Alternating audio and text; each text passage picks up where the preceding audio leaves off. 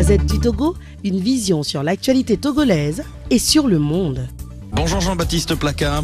Bonjour Julien Coquelroy. C'était hier, le 13 janvier 2023, 60e anniversaire de l'assassinat de Sylvanus Olympio, père de l'indépendance togolaise. Vous voulez aujourd'hui revenir sur sa personne et ce qu'il incarne, Jean-Baptiste.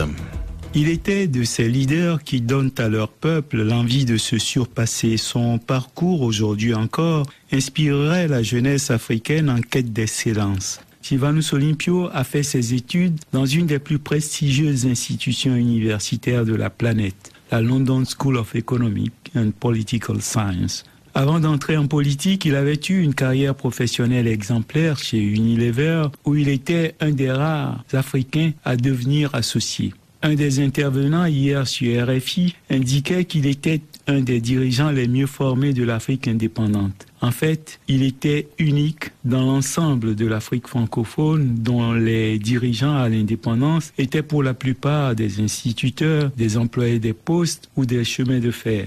Bien sûr, Léopold Sédar Senghor était agrégé de grammaire et Félix Houphouët-Boigny, formé d'abord comme instituteur, est ensuite devenu ce qu'on appelait un médecin africain. Sylvanus Olympio, sûr de ce qu'il valait, agaçait passablement avec ce que certains de ses pairs francophones décrivaient comme des airs anglo-saxons. Même dans les anciennes colonies britanniques, où nombre de chefs d'État avaient une formation universitaire, ce n'est que beaucoup plus tard que des pays comme le Botswana seront dirigés par des diplômés de cette même London School of Economics dont est sorti Olympio en 1929. Il parlait allemand, anglais, français, portugais, yoruba, ewe et d'autres langues africaines. De tous les États de la zone franc, son pays était, jusqu'à son assassinat, le seul à afficher régulièrement des comptes sains et équilibrés.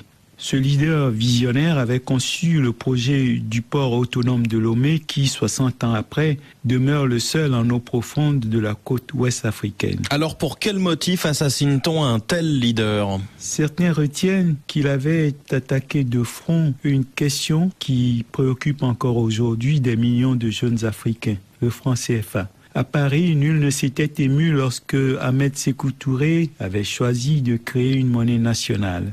Certains ricanaient même, jugeant le leader guinéen trop impulsif, trop brouillon, disait-il, pour réussir.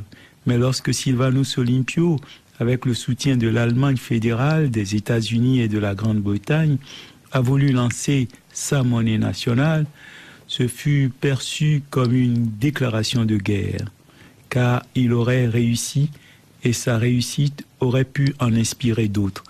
Il avait été assassiné moins d'une semaine avant le lancement de cette monnaie et c'était la fin de tout. Cette issue était-elle planifiée ? À quelle fin avait-on muté au Togo cet officier français auquel répondaient les putschistes et dont le pedigree se rapportait clairement à ses œuvres dans la répression du maquis de l'UPC au Cameroun. Pourquoi alors n'est-il pas aussi connu que Lumumba, Nkrumah ou Sankara ? Parce que sur ce continent, les discours marxisants portent davantage. Or, Sylvanus Olympio était un libéral assumé qui a marqué son peuple de manière impressionnante. Il était d'ailleurs reconnu par les grands leaders de l'époque. Khrouchtchev, Tito, en 1962, il était reçu à Washington par John Kennedy, qui est allé l'accueillir à sa descente d'avion, l'a reçu dans le bureau ovale et lui a offert un dîner de gala à la Maison-Blanche. Sans compter ensuite à New York une parade sur Broadway, honneur auquel n'ont eu droit que Félix Houphouët-Boigny et une toute petite poignée d'autres chefs d'État africains. En mars 1962, Olympio était dans Meet the Press, encore aujourd'hui une des émissions les plus cotées de la télévision américaine. Puis soudain, le 13 janvier 1963, l'Afrique bascula à jamais dans le pire avec ce premier assassinat d'un chef d'État élu. En une nuit, le Togo avait changé de destin. La Gazette du Togo, une vision sur l'actualité togolaise et sur le monde. Rejoignez-nous sur le www.lagazettedutogo.com ou sur nos comptes Facebook, Twitter et YouTube. Pour tout contact, Écrivez à contact@lagazettedutogo.com ou appelez le 92 80 88 53. La Gazette du Togo, c'est l'information en continu.